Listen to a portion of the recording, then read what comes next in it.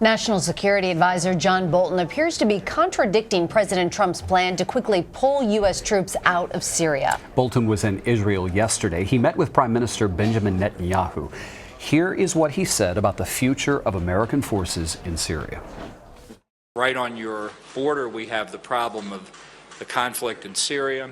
We're going to be discussing the president's decision to withdraw, but to do so from northeast Syria in a way that makes sure that ISIS is defeated and is not able to revive itself and become a threat again, and to make sure that the defense of Israel and our other friends in the region is absolutely assured, and to take care of those who have fought with us against ISIS and other terrorist groups. So President Trump is pushing back on reports that the withdrawal is in jeopardy. He tweeted this morning saying his intentions in Syria are, quote, no different from my original statements. We will be leaving at a proper pace while at the same time continuing to fight ISIS and doing all else that is prudent and necessary.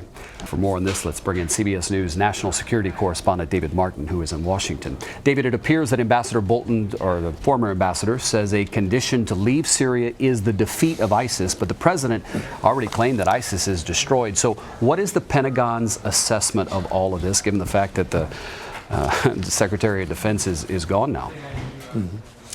Well, I think the president's intentions may not have changed, that he still wants to pull U.S. troops out of Syria, but it clearly the conditions of what would allow a pullout have changed, because what John Bolton is talking about is what used to be called the lasting defeat of ISIS, which means not just taking back the remaining strongholds in Syria, but it means establishing the security conditions that would prevent them from ever staging a comeback.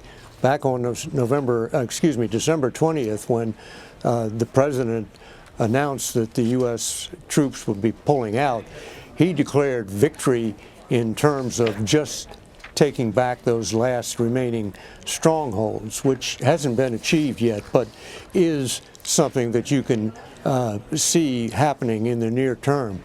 But then to achieve enough security so that ISIS could not make a comeback is a whole new ballgame, because that requires training local security forces that can keep some modicum of peace in this society that has just been traumatized by all these years of war in Syria. David, I want to ask you about the president's tweet this morning. What exactly does he mean by leaving at a, quote, proper pace? What kind of a timeline would that look like? Well, you know, he originally gave the Pentagon 30 days.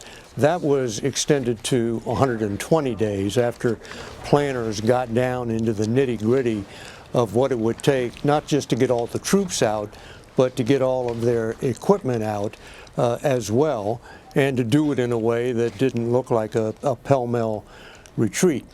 But even 120 days is a short timeline for achieving what is now being talked about, which again is that lasting defeat of ISIS. And if you listen to that whole statement by National Security Advisor Bolton, he's also talking about making sure that Iran doesn't have a straight highway through Syria to the border with Israel. He's also talking about making sure that Turkey doesn't come in and try to wipe out these Kurdish forces that have been backed by the U.S. during this fighting.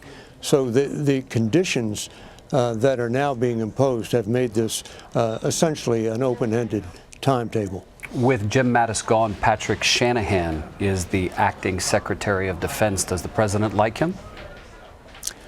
Well, he's saying nice things about him, but you know, under this president's style of management, the whole cliche about a cabinet secretary serving at the pleasure of the president has taken on new meaning.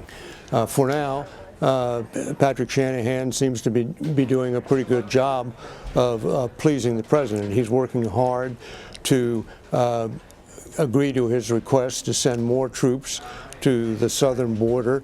He's working hard to make it look like the president will get his Space Force, but let's face it, he's only been on the job 7 days, and so the most you can say is so far so good. David Martin at the Pentagon. Thank you, sir.